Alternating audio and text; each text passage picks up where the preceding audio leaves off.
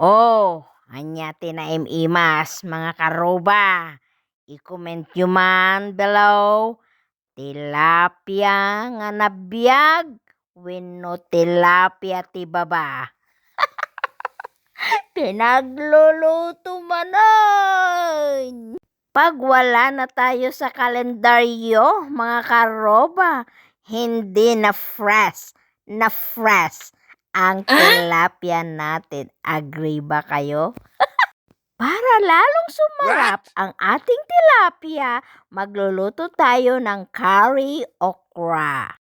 Ganitong luto ang masarap sa okra. O ano pang hinihintay nyo?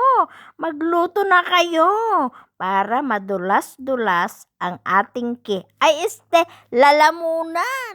Oh no! The best talaga ang quinoa at okra. O ano pang hinihintay nyo? Yes! Kainan na!